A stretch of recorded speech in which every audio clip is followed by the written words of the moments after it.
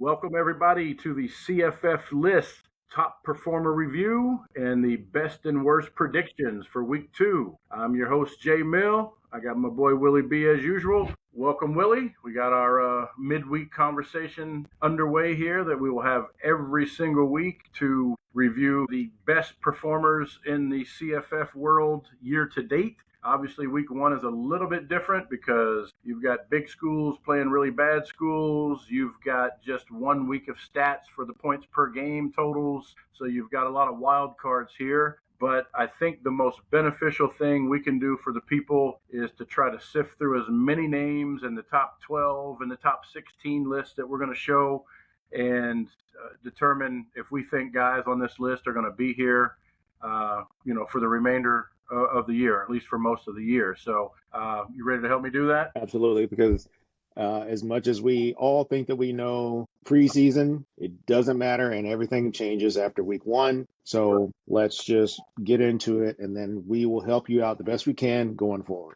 And again, we're going to be talking about a few things when we look at the list. What you're looking at now is the top 12 tight ends from week one. One thing I will note is we do not include stats from week 0 in the points per game total. So there are some guys that have played a couple of games. Benjamin Brahmer, for example, his partner, Gabe Burkle, are both on this list here at number 3 and number 10. You might be looking at their numbers saying, oh, those points per game are a little higher than I thought they would be. That's because their week 0 game is not included in their points per game. I know that pops up with another couple of players at a different position with the Fresno State running backs, who both had identical numbers this week, are in the top 16 running backs. Again, it's not part of the fantasy season, so the same way we don't look at points for games after week 12 when we're doing our points per game, we don't include week 0 either. So that's why it might look a little different with some of these guys than you may have expected. But right off the bat, well, first, Willie, Sorry, Jamil, one other extra thing that we wanted to say is that so when we look at the opposition and their rankings, we love Fantrax, absolutely. They weren't quite ready to have everything available, but we have always said, well, we look at pass and rush defense rankings and that sort of thing. So we're actually using the actual rushing defense and pass defense in our rankings because we reference those every time we do the segment anyway. So we just felt like now is the time to adjust that. So what you're going to see is not from Fantrax. It's going to be from the actual teams and what they have done so far in the season. So specifically, for example, Benjamin Brahmer is the number 3 tight end. He's playing Iowa, who is 35th in passing yards given up. That's what that 35th means right there. And just like Fantrax, we will default, the non, the so-called Division II teams. They will default to 150th. So, just to, make it easier. So go ahead. Part 2 to this, because I know most people tune into the waiver watch draft that we do, every Sunday and post every Monday. Not as many folks have listened to this, but CFF is growing. We're expecting this to grow. We had a record number of people watch the waiver watch draft this week, which we appreciate. So hopefully you guys are following along here to get some extra notes and tidbits. The other thing we like to do to make this fun and competitive, as we're reviewing the list, Willie B and myself will each pick one player that we think will perform the best from the list that you're looking at and who will perform the worst. So keep in mind, when we're talking about the worst, it doesn't mean we think that person will necessarily have a really bad game. It's just in comparison to the other guys that are doing the best. So in this case, out of the top 12 tight ends, which one do we think will do the best out of the top 12? Which one do we think will do the worst? So in that discussion, our hope is it gives you a little bit of an idea of like who you might want to start, who you might want to sit in some of these scenarios as we go through the different names and our thought process in deciding who we think will have the best week. So a little bit more of an intro than usual there, just to refresh some people's memory of, what this particular show is all about. We keep it short and sweet, really not trying to go more than 10 minutes on each position group, but just something to, give you some extra notes along the way. Willie, before we start, I believe you beat me last year in the best worst. Would you like to rub my nose in it a little bit at all, or are you going to just let us get right into it without putting me on the spot here? No, just, just let the chips fall. Right. We go back a long way. We talk the trash. I will defer to you, and you can go first. Okay, so I'll be going first. What I'd like to talk about before we get into that, though, is let's take a like we said we would. Let's take a quick look at this list, especially since it's week one, and pick out a couple of names here. Let's go through a couple of names and talk about if we think they will be here. Throughout the season. At the end of the season, these some of these guys real deals? Are they a fluke? Let's take the top two right off the bat because number 3 and 4 people were aware of, maybe even number 5 and 6 and 7 and 8. So you got some known names there, but number 1 and 2 particular, Dorian Thomas from New Mexico. I took him in the waiver watch draft and admittedly said I knew nothing about him except for the numbers he put up. I didn't even see a clip from that game, but the numbers he put up tell me that he should be the real deal for the rest of the season because you're not getting 12 or 14 targets a game and 10 catches in a game if you're not going to be an integral part of a team's game plan, particularly at New Mexico. So I clearly like him to be here throughout the season, just based on the monstrous numbers he put up. Jared seemed to agree in the waiver watch. He thought, it was a solid pick, one of the guys he would have picked as well. Are you co-signing that as well, Willie? Well, I'm going to co-sign on a different Peter Clark. I'm going to co-sign on him, and then we can go back to Thomas. With them being 1 and 2, their opponents that they each have going into week 2, if they put up similar numbers, it's going to be really hard for them to take a dramatic fall. So they should last at least a little bit longer than expected. Yeah, but another way of framing the question, I don't think we're going to see 24 to 29 points from a tight end routinely in and out. We've never seen really that. Bowers was the closest thing to do it possibly a couple years ago, but I think we're in agreement. There'll be 10-point guys. These are okay. Let me say guys. Yeah, let me say it like this. So Clark has Howard this week. So if he doesn't have to put up 24 and a half. Right. So let's say, and so then he plays Oklahoma the week after. Well, right. So we'll see based on him and then what Klein puts up this week, who's going to move up, who's going to move down. We're going to have obviously tight end is always a drastic movement, and we'll get down to the guys a little bit further, but let's just say this 1 and 2 is going to be really difficult unless they just flat out bottom for them to go down to 11 and 12. You're thinking they're guys that will maintain their numbers again, even if they're not this high. You expect to see them around. Yeah, I mean, based on probably the offenses that run, you look at the other skills, and then that'll determine what happens. But tight end's always a crapshoot. You just want someone over 15, to be honest. Right. And so another note I'll bring up is we were just we thought it might be interesting to reference our preseason top 12. And by no means are we paranoid or worried, but it is interesting, when we talk about week 1 and how, you've just got one set of data for each player. So like the scores could be drastically different or their point totals could be drastically different. It is interesting. We only have one player from our preseason top 12 that made it into the first week's top 12, and that's Tanner Koziol, which we did happen to draft as the 13th tight end selected in the Kings Classic. So we're happy to have him. But looking at that list, are you concerned at all that, guys we predicted would have big seasons like Max Clare at Ohio State, Eli Stowers at Vanderbilt, Royer at Cincinnati, those types are going to rebound? Are they going to be here like we expected them still? Are you concerned at all? I would expect that the true playmakers will show themselves eventually. Like I said, at the beginning of the season, people aren't really trying to show all their cards. Right. We're going to get into a lot more important games, right. And those guys those guys will show themselves. Right. So Koziol, I think we had him 4th. He's at 7. That's my true gauge. And then so the next week when we have the previous weeks and these other guys move up and down, that's Yeah. going to show us a true form of what we're really going to have. So really not worried at this point. Yeah, I'd say in a weird way, the only one I might be worried about, and I know people can't see the list, but we've got Gillenborg at 10, and I know other people had him even higher. A lot of people preseason had him in their top 4, top 5.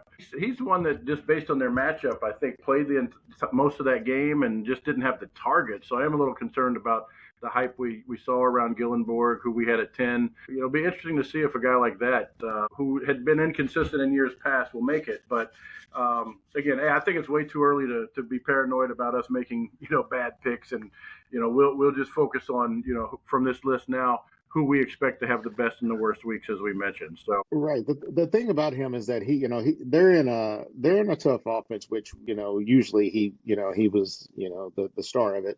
I yep. mean it was 10-0. I mean he had 7 targets, 3 for 19. Mm-hmm. Uh, like I said, the jury's still out on that. They get a cream puff this week, but then you go Utah and Colorado, Mm-hmm. and so we'll see what Gillenborg is. But I'm happy we weren't jumping the gun and putting him in the top 5. But yeah, we do need to move and Yep. Yep. get Yeah. on through these tight ends. Right. Okay, no problem. And I'll start. I'll go with my worst. And it's as I'm looking at the list, I'm kind of glancing at the roster percentage, and a lot of these guys are available. So it's kind of a matter of like Peter Clark. He's 10% rostered. You're behind him. You think he's going to actually be a guy that can produce most of the season. So you're saying he's 10% rostered. People should go get him. I'm looking at a guy that I'm going to designate as my potential worst performer as the number 12 guy on the list, Javante Connor. That's my pick for the worst. They're playing Campbell. But what people need to realize, he's only 7% rostered. I would suggest not going out and trying to grab Mr. Connor, because there's another tight end who's actually the tight end 1 for ECU, which is Desario Riles, who had 7 targets and I believe 5 catches. He just didn't happen to have that touchdown versus a Connor who had 2 catches for 98 and a touchdown. So his 17.8 here, to me, I'm going to put in the fluky category. And he's not the tight end you want from ECU. And I think from this list, he's the one that will probably have the worst week this week out of the 12. So there you go. Now, you don't have to go worst. You can go best if you want. We've decided this year we cannot pick the same player, for a best or worst prediction, just so we could spread it out a little bit more. I don't think you were probably targeting Connor as your worst. Maybe you were, but if you did, then you got to pick somebody else. Who you got? And if you want to pick the best here, you can too. Yeah, I got you.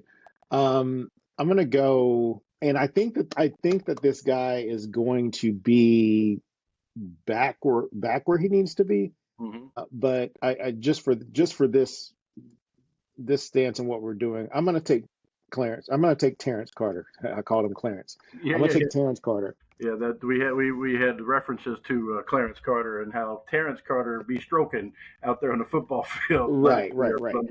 from So our boy Dwight. he Yeah, Dwight yeah, loves Terrence Carter also. yes, 3 targets, 3 receptions, 42 yards. He had the 2 touchdowns. Yep. Um, do I think that's going to continue? Probably not. I would have loved to maybe take one of the Iowa State guys, Mm-hmm. but with all the targets that they have, and they're trying to find themselves, especially with all of the things that they had to deal with last year with gambling and whatever, they're still trying to find themselves. So not really sure where they're going to go yet. Those 2 guys may be integral in what they're going to do. So I'm going to hold off and not take them. Okay.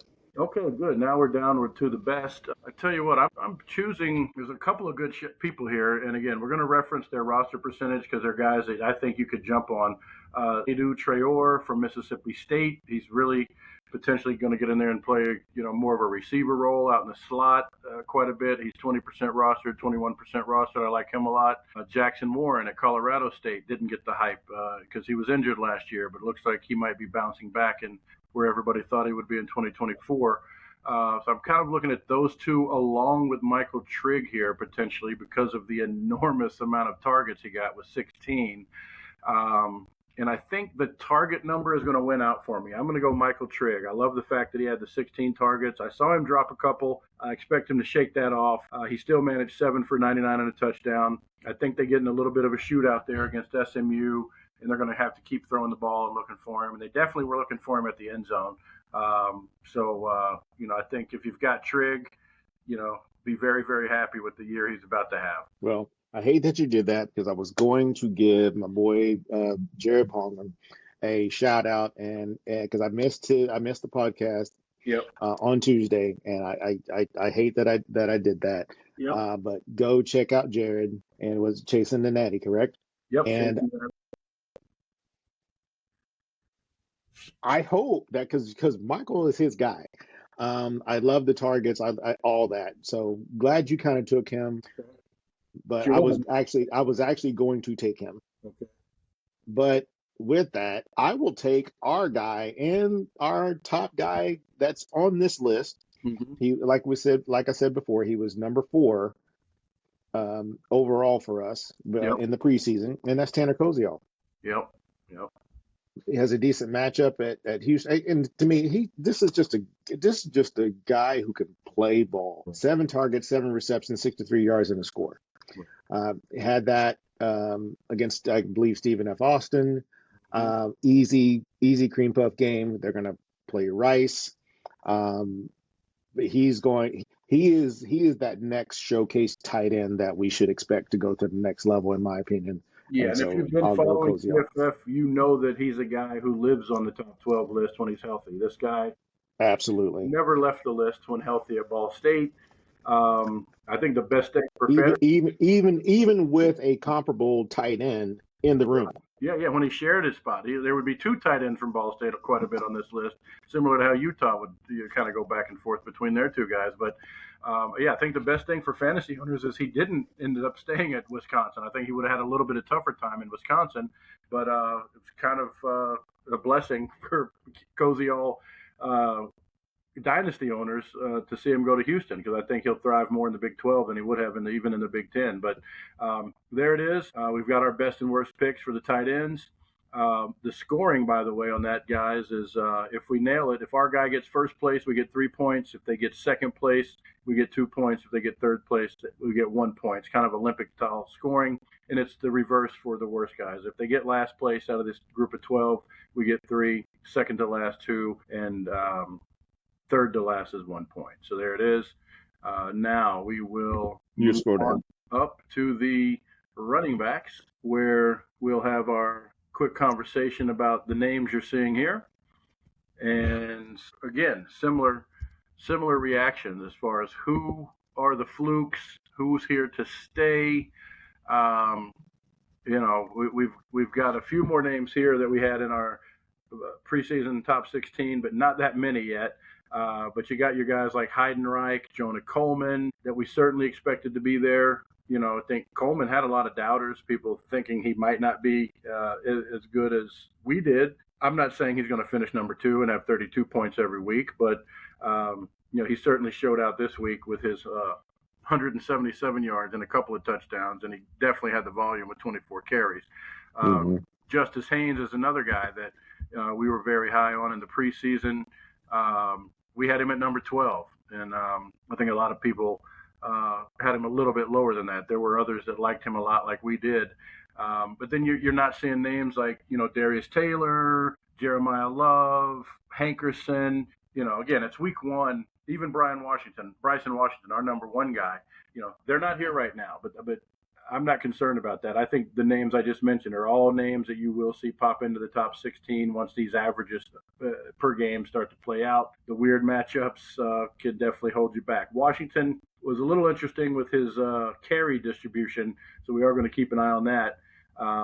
But again, you got some names here that we definitely liked in the preseason.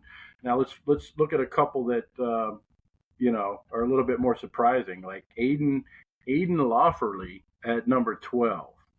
Do we know anything about Aiden here that we could talk about from Illinois? He had 9 carries, 101 yards. Let's see what Fegan did, I guess, too, because I'm not sure how that Illinois box score played out. Do you have any information on that? No, here's the thing though, J Mill. Mm-hmm. When it's 52-3 Mm-hmm. and you have an inferior opponent like that, Mm-hmm. I'm not going to read too much into it. Right. That's I'm just not.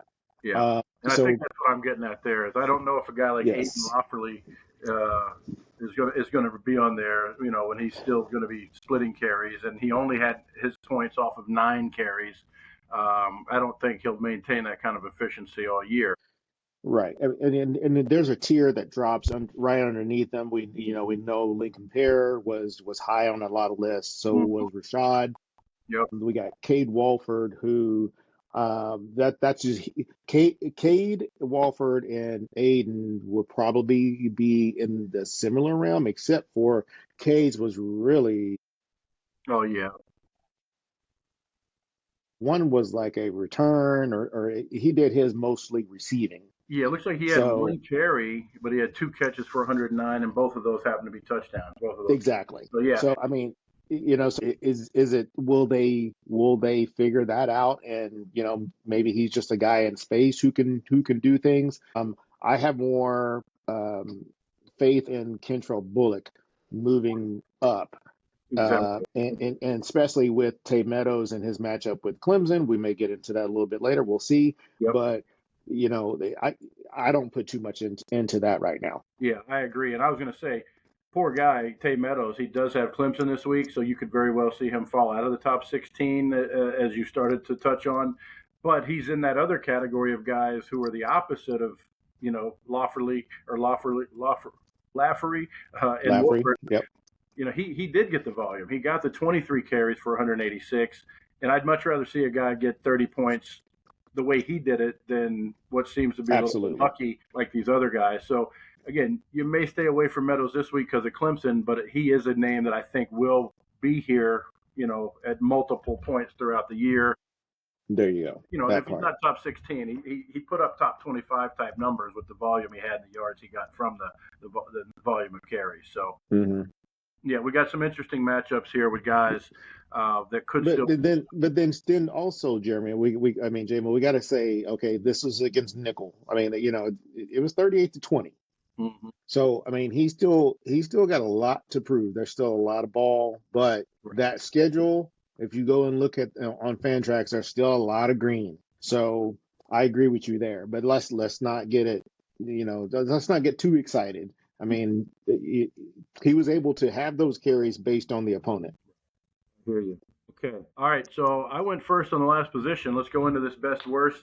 I know who I want for best, so hopefully you won't take him here because I've got a good idea of who I'd like to take. Let's see Well, who you got for us. Who I'm you I'm think? stick I'm sticking with our preseason board and our Okay. guy. So you may like Jonah Coleman. I don't like the matchup.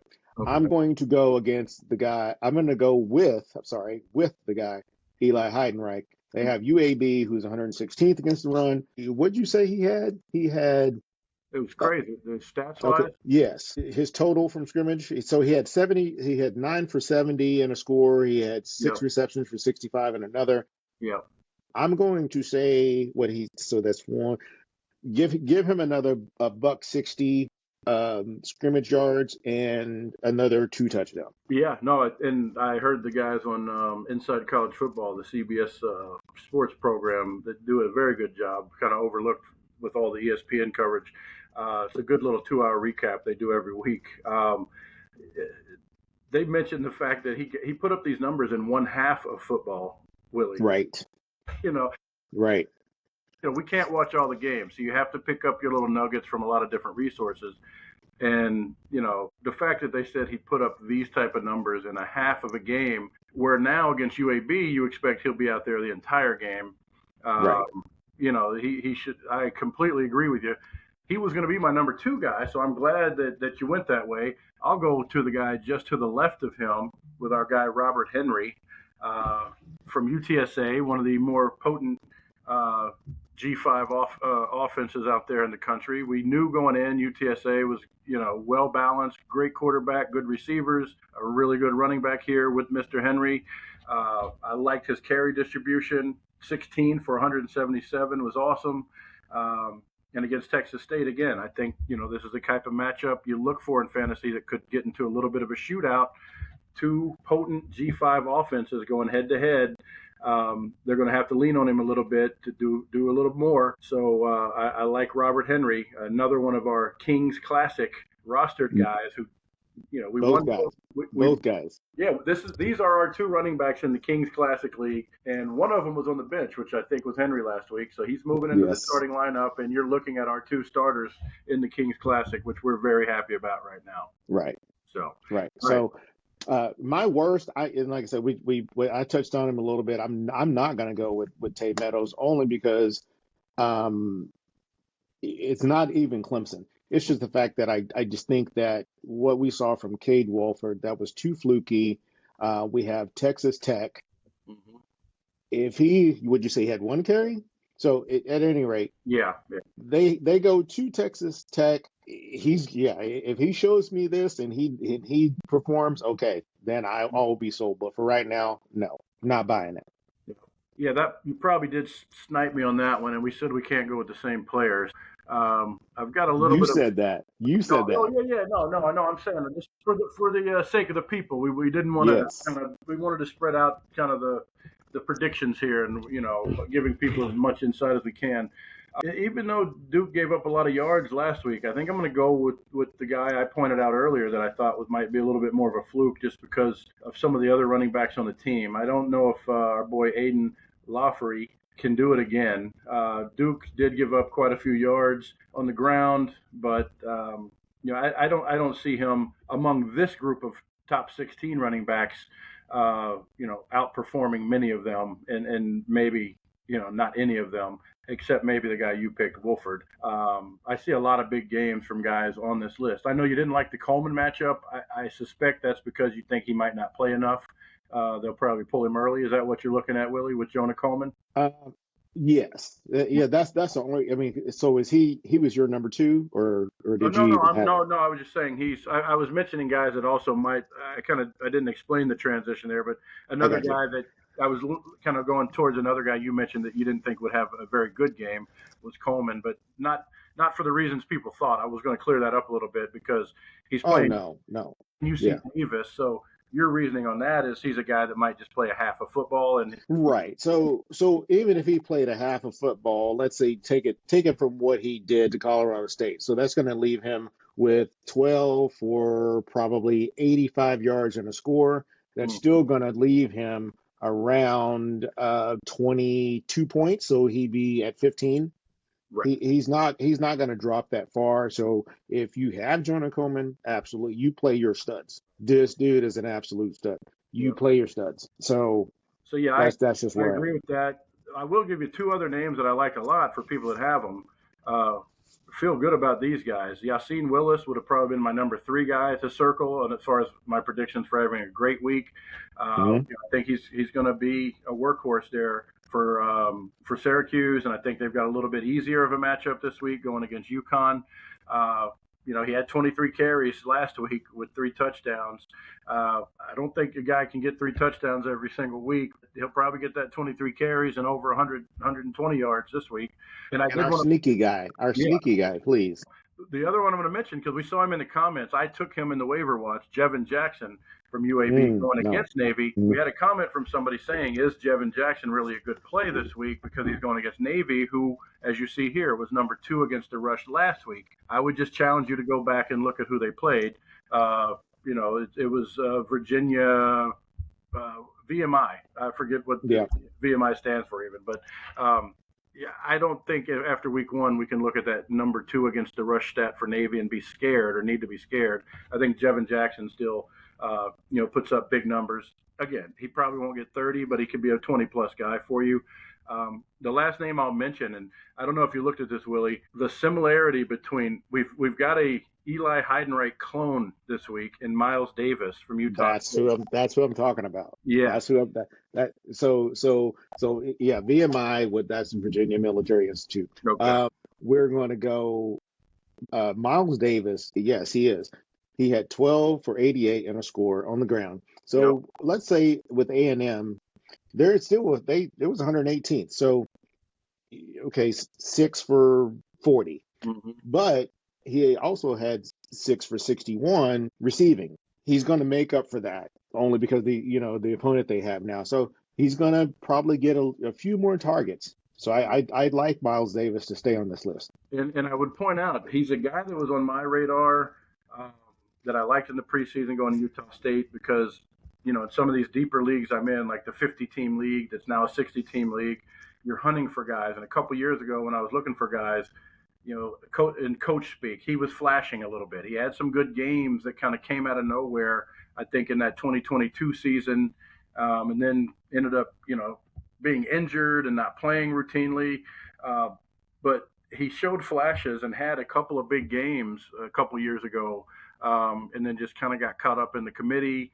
Did the smart thing, got out of town, dropped down to Group of Five, but was playing at a decent level when he was in games at BYU. So he's not a guy that literally came out of nowhere. There is some background here and some production in his past that shows potential. So again, talking about who's a fluke and who's not, Miles Davis is a guy that I think will continue to be on this list week in and week out. May take a small step back this week against A&M, but as Willie said, we'll see. They're not just using him in the run game; they're going to be throwing the ball to him, just like Heidenreich. That's going to be fun to watch. We have two guys that are true hybrid wide receivers and running backs. I think you looked it up for me earlier this week, and Miles Davis was actually in the slot 6 times this week. So he really was lining up as a running back, as a wide receiver, not just a running back. Right. Yeah. He's that true dual threat, just like Heidenreich. And I mean, don't get you took him in sickos. Right. That's impressive. Yeah. I like it. Well, thank you very much. And I took him in sickos. I didn't just pick him up in sickos. Right. We can't. Well, you can't pick up anyone in sickos. That's how sick this league is. Yeah, exactly. So there's like the proof is in the pudding. I did back him in the offseason. Right. There's my proof right there. Thank you for reminding me. But now let's move on to the receivers. Moving at a good tempo here. And yeah, we're nice and lined up. Okay. So again, looking at the list, trying to figure out who's a fluke, who's going to remain here, who's going to pop in and out throughout the season. You got a guy at the top. We talked about him with Jared, with Bo Sparks. Very interesting stat line. 4 touchdowns with 7 catches. Yep. Can you do that every week? No. Should we expect not on 82 yards? Right. And again, the 4 touchdowns, that's a career game. Like, you get 3 or 4 touchdowns, you've most likely put up your career best game as a college player, when you're Bo Sparks. Will he have games with 1 and 2 touchdowns throughout the rest of the season? Yes. Will it be every week? No.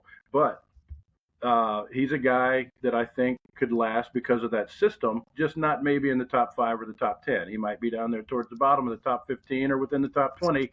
I love the fact that he caught every pass that came his way. He was 7 for 7. So that either shows exceptional accuracy from the quarterback or exceptional hands or both. And either way, they all got to him, which is a good sign. And, Jared took his quarterback in the waiver watch. He has a lot of faith in him. So, again, it's one of the better offenses in the G5. He'll be here.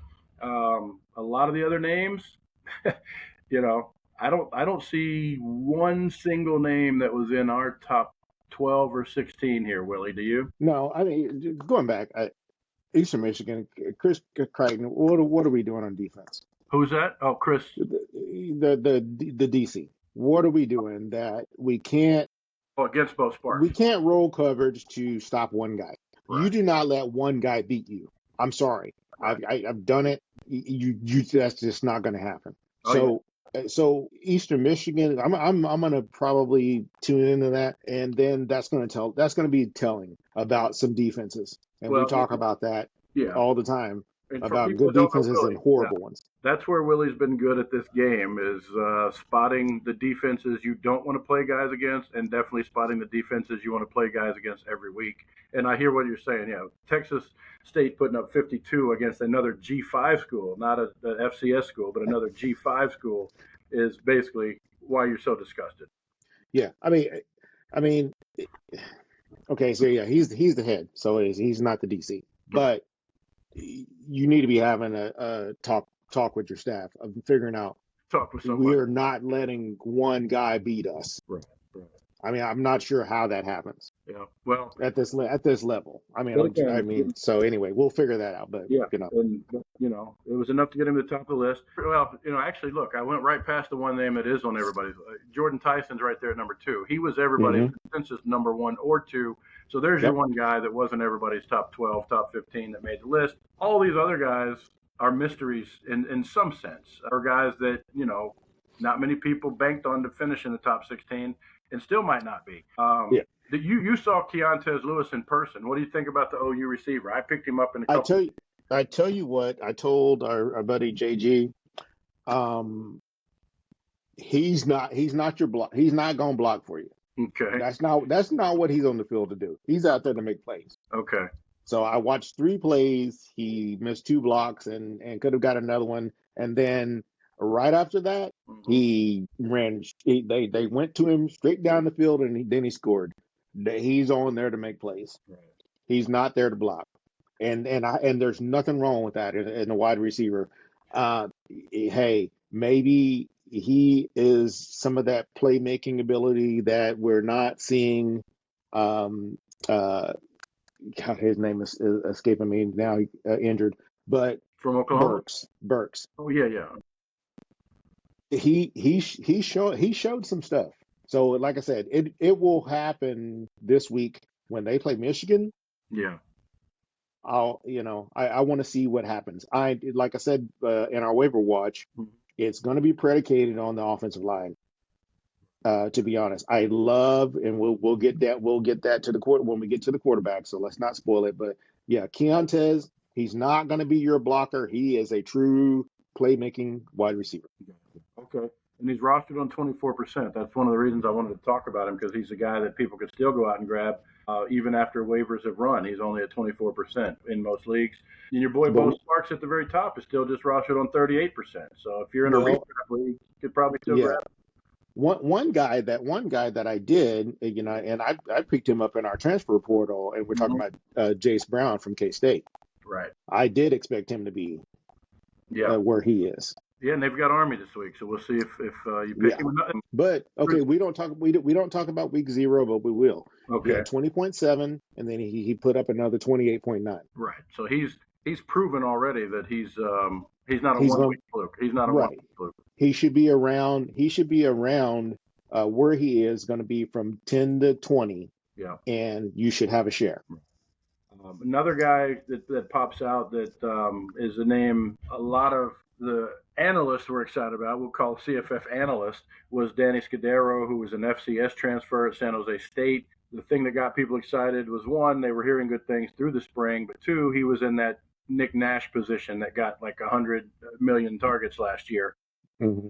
And he proved that, they called that one right in the offseason, finishing here at number 4 for the week and having 15 targets. So kind of instantly getting in there and getting the Nick Nash attention that a lot of people thought he might get.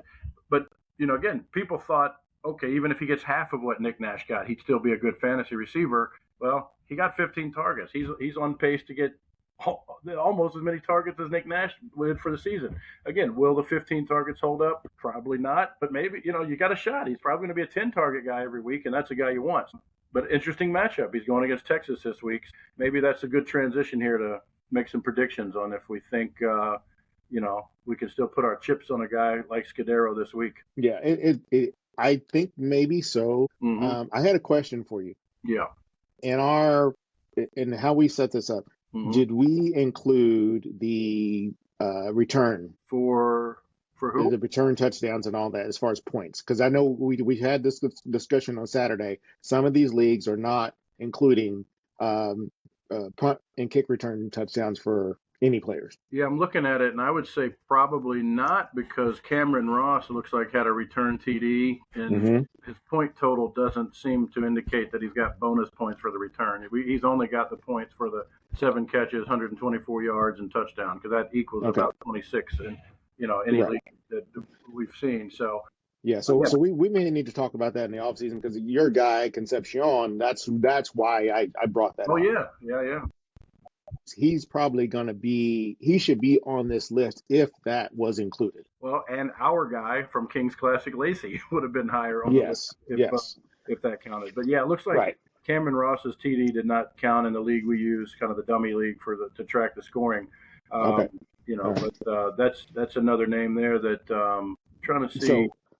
So so if you are listening, you should be a proponent for leagues that you get in to include punt and kick return touchdowns because they are a part of the game. Yes, they definitely are. And the reasoning I've heard for that is like, well, we're not counting those because we don't include defenses. Well, I don't understand what one has to do with the It's other. not defense. There's three phases. It's Yeah, offense, defense, no, special teams. the classic defense slash special teams. But I'm like, Right. but if your individual is getting a score in any way, it should count. Like, Mm-hmm. Mm-hmm. So, Yep. If Right. Travis Hunter returned a pick six last year, you should have got his points. But I think Absolutely. a lot of leagues, he didn't get the points for any pick sixes. Right. All right, so I'm going to go first here, right? So Yep. let's see what we got. I mean, we talked about it. Keontez Lewis has a really tough matchup against Michigan. A guy like we also just mentioned there is playing against Texas, Scudero. I actually think I will stay away from them. I think, they'll both be targeted a lot, but they won't have the most exceptional games. No, don't mark them off yet. Okay. Okay. I think I'm not choosing them as the worst or the best. I got you. And there's really a lot of guys here that I don't see a lot of guys that I feel like will underperform, quite frankly. So I think I'm going to take a little bit of a gamble here and go with the guy that maybe I know the least about. This is tough. I'm going to go Wyatt Young from North Texas, more based on the fact that they're getting another receiver back this week. Slides was the guy that a lot of people thought was in the key position there at North Texas to get the targets. He's going to come in and steal targets from someone. Young is here because he got 2 touchdowns, not necessarily because he got a lot of volume. He only had 5 targets. So again, with the guy we thought was going to be the number 1 target returning, I think Wyatt Young underproduces compared to what he did last week in the group that you're saying here that he's competing against. So okay, there it is. That's that made it a little harder. Yeah, because I'm looking. I mean, because you look at all these guys. I mean, most of them had over 100 yards receiving, obviously. Yep. And what I noticed is the guys that didn't get as many targets are playing teams that are actually pretty good matchups. So it's making it pretty tough. Yes. Yeah. So with that, I will go. Let me see who they played first before I tell you that, because that will mess everything up that I'm trying to say here. So there we go. Okay, so they had. Okay, I'm gonna go. Katie Hutchinson as Toledo's defense isn't that horrible. I mean, like right now. Right. But I just think so. Based on what when we talked about we're talking about targets, and then not necessarily the receptions, but that yardage and touchdowns for everybody else on this list, it makes it really difficult to choose. Right. Okay, well, now then, based on what we said, we should have an easy time picking the guys. Right. Well, we got to back that up now with some of that, but looking at that. I wish we could go Eli Heidenreich here, but we put him on the running back list. Yep. That would be no. I'm always going to take him as a running back. Absolutely. Yeah. I'm going to go with Dorian's guy from the waiver watch, Chris Durr from Wyoming. Another one of our waiver watch picks. I think Wyoming still needs to prove some things. They're playing Northern Iowa, which should give them a chance to do that. They should be able to get some frustration out. And Chris Durr, was their offense last week with 10 catches and 10 targets and 190 yards. So it's again a case where if he can get 100 yards and 6 catches and another touchdown, I'll be happy. I like his chances of having another good week here. And those who if you're new, Dorian Miller, J. Mill's son, ex-Rutgers O-lineman, ex-captain. Right. Extraordinary, every across the board. Look him up. I like that. I like that one, and I'm so glad that you did not take this guy. Okay, let's see. And he is our number 2 wide receiver, Mhm. and that's going to be Jordan Tyson. Mississippi State, I get it. Hey, it's just going to be offense then. It's just going to be offense. But we had him preseason number two. He is number two on the list right now for a reason. We're going to go Jordan Tyson. Yeah, and as the sole representative from our preseason top 12 here. But again, we're not worried about that. Week one is always a very interesting group of top performers to go through, to say the least. All right, let's get on to the quarterbacks to finish this thing up. And there we go. All right, now here, this is a fun mix of names that we do know and talked about in the preseason, and some newcomers that are pretty impressive week one. Specifically, looking at Bear Bachmeier down there at number 15 with a 31.1 point game in his true freshman debut for BYU. Mm-hmm. I think you got you a little bit of Bear Bachmeier, if I'm not mistaken, or was that Dorian in the preseason? No, no, no, no. I did grab Bear. I didn't get him in our home league, but I was able to grab him in our super starters. In the best ball, the head-to-head best ball Yes. league. Okay, good. Nice to see Taylor Green make a bounce back. Haynes King, we've always loved, and it's always interesting just to see announcers and bigger audiences see some guys that you followed in college fantasy for a long time finally realize how good some guys are that you've known were good. It seems like Haynes King was kind of getting more praise than ever in the game that I watched him in. Mm-hmm. Sam Levitt. But look, you've got new names like Pribula at Missouri, Bachmeier, who we mentioned. Uh, who knows how you say this, but I'm going to go with Nick Minicucci at Delaware. Uh, naming him, Oh. but Minicucci, he's got that name there, guys, and he's throwing the ball nicely. But again, I don't know that he's a name we'll see down the line, but he's a fun name here for week one, to say the least. Evan Simon from Temple is a very interesting one. He again flashed last year a few times before getting hurt and giving up some play to McCoy, who he's having a battle with. And then comes out and throws 6 touchdowns to finish at number 7. But Matira Navarro sitting there at 5 and 6, who we all knew would be top 10 quarterbacks this year. That certainly should not be leaving this list. So, any names here that you want to speak on, or you want to just jump right into the picks for the rest of them here? No, I mean, our guy Reedus told me a little bit about Bear. Mm-hmm. I was hoping that he'd get to his brother Tiger Mm-hmm. a little bit, so Stanford, maybe he's Stanford. saving that little. Yeah, Yep. maybe he's saving that a little bit later. I kind of got rid of some shares on him, but a lot of these guys we had in our top. One that I'm surprised about is McIver, because you were a little bit down on Western Kentucky, I think, as far as their their propensity to pass. Oh, if they were So right, right, right, right. I was more worried about him just being a new quarterback. The system there seems like it's going to be the way it is now forever. Once they Oh, change okay, okay. 4 or 5 years. Then maybe I misunderstood then. Yeah, yeah. But yeah, look, I mean, and the guy right above him at 9, Yes, yeah, MacGyver is 11, Mestamaker's 9. You had right.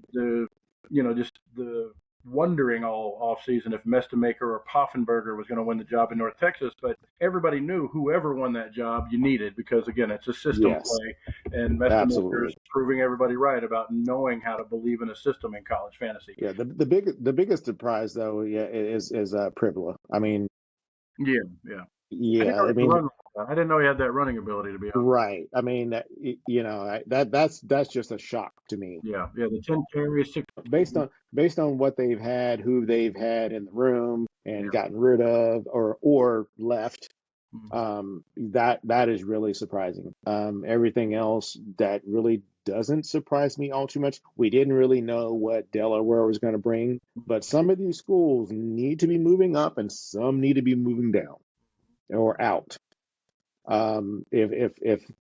If Delaware can still, if they can put this together for a whole season, hey, that's going to give some of these donors and boosters and all these guys who make a lot more money than me, maybe our schools need to be moving up. You know, I'm glancing at the roster percentage. The guy you got the best chance of getting right now is Evan Simon at 8% rostered still. And Estimator's and 37. That's be a little bit tougher pick. But then the Delaware QB is 4%. But I don't know that that's a guy you want to put a lot of stock in at this point. I don't know. mhm, You know, the jury's out with me on that if it's going to be a consistent performance like that. But yeah, you know, it looks like Simon's the guy that I think could potentially stick around. Again, probably not top 16, but could be a top 30 type guy if you ask me about absolutely. Evan Simon, and that can help you. Yeah, and I'm trying to think. So, not trying to think. I'm trying to see. Well, while you're looking, I'll point one thing out, and then we'll get to our picks. The most Okay. interesting is Navy's backup quarterback is here at number 16. So by all means, don't worry about him. He's here because he got so much bonus time playing and running for 180 yards and 2 touchdowns in relief of Horvath from Yes, Navy. yes. So yeah, you need to swap that name with Blake Horvath. Yeah, and you're not That's going what to get needs to Horvath. happen So there. don't worry about Braxton Woodson. He probably won't be able to No, do this again for the remainder of the season. absolutely not. But Well, maybe you stash him for your dynasty league for next year because it certainly looks like he can move. yeah. I mean, yeah. So I think I'm going first. I mean, you might be still in that one and taking it, but Yeah, go ahead. I'm gonna go with For worst, well, you can go either way, I guess. Yeah. yeah. So I could Well, do that. too much. Yeah. Take it if you want it. Take it if you want it. Let's see. Yeah, there's a lot of interesting places on here. I think I know which one. I'll I'll go Parker Navarro. I'll go Parker Navarro. Okay. I'm just looking Only because of the West Virginia matchup. I'm not going to take your Braxton Woodson. All right, I respect that. Since I mentioned him Yeah, first, you gonna let me have him? yeah. I'm gonna let you have I that. mean, So while you're yeah, marking yours, I already explained why I'm marking Braxton Woodson as the worst. okay, yeah, I'll take the easy yeah, one. I'll take the easy. yeah. So I'll give you that three. You might need it. So I'm gonna Yeah, give you that. And but I'm gonna go I'm gonna go Parker Navarro. The rest of these matchups, I kind of like them, yeah, but I love a lot of these matchups, but I'm gonna go with my guy Taylor Green. for the best, for the best. Yeah, I Yeah. mean, hey, he showed out. I have him in BTR, and man, 6 touchdowns against hey, maybe they're trying to prove something, and I'm all for it. Let's prove it. Let's prove it. And now we have some SEC. Let's prove it.